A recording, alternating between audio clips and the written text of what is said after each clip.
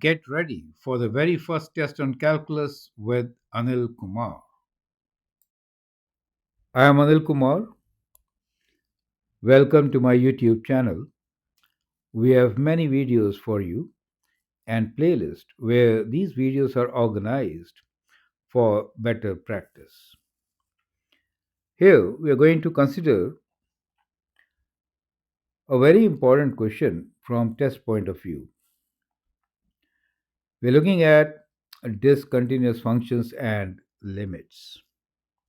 The question here is: find the integer values of m and n if the limit x approaching 3 for x square minus x plus m over x square minus n is L, where L belongs to real numbers.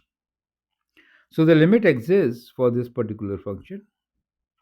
We need to find what could be the value of n and m. Now, there are a couple of ways in which it can be answered. Now, first condition is that for the limit to exist, the denominator should not be 0, right? If the denominator is not 0, you divide by something which is a real number, you can get a limit of the function, right?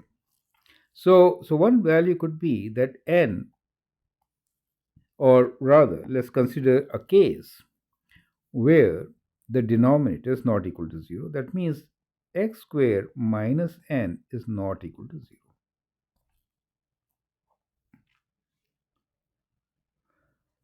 For x equals to 3.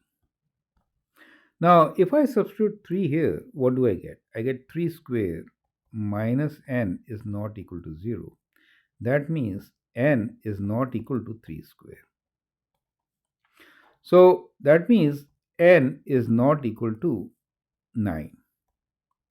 So if n is not 9, but it could be n belongs to any other integer value, right? N could be anything else, but not 9. In that case, we find that the denominator will not be 0. So the limit will, of course, exist. So in this case, n is not equal to 9, but m has got no restrictions.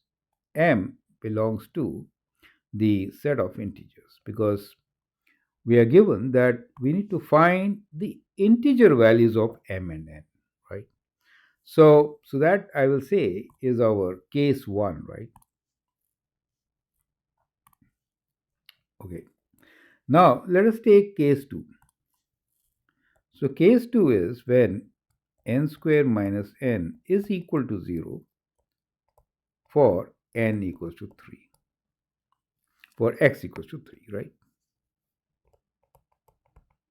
Now it means that 3 square minus n is equal to 0, n equals to 3 square, or 9. So if n equals to 9, then what is the value for m? So that becomes the part 2 of this particular problem. You understand?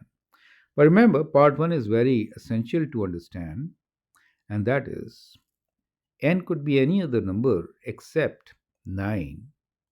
In that case, the solution is this, right?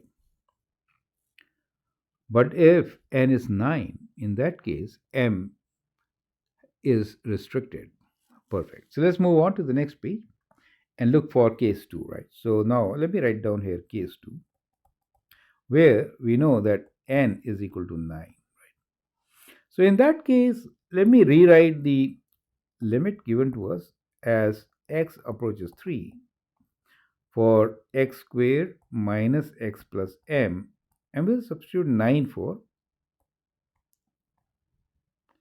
n. Correct. Now, as soon as you do that, you understand that the denominator can be factored, right? And so, a couple of ways to do it. We could write this as x squared minus x plus m. And here we have x plus 3 times x minus 3. Now, for the limit to exist, we have this factor x minus 3. We should have x minus 3 a factor in numerator also, right? So that means we are expecting a whole, right, at x equals to 3. In that case, limit will exist, right? Then L belongs to real numbers. Is it okay? Otherwise, the limit will not exist.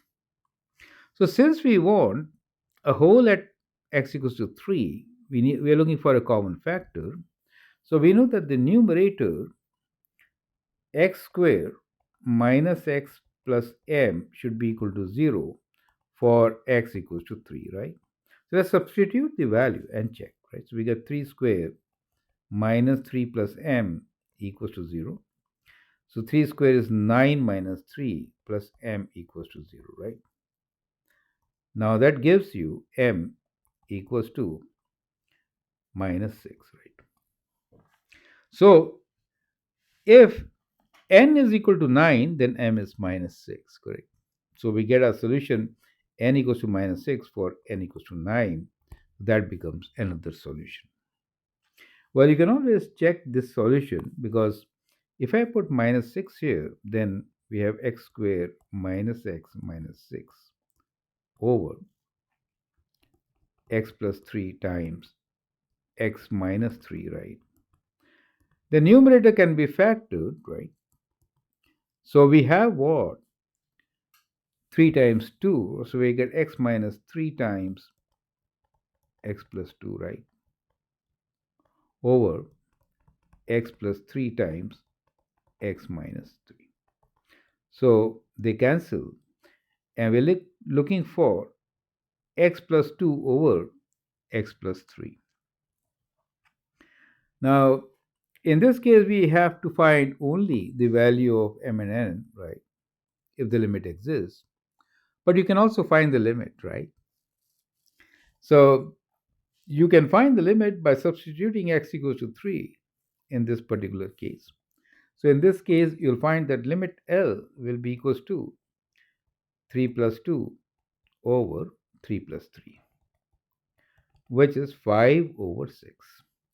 In this particular example, we don't have to calculate it. However, it could be one of the question, a part of the question at least. But I hope with this you have understood the strategy of solving similar questions.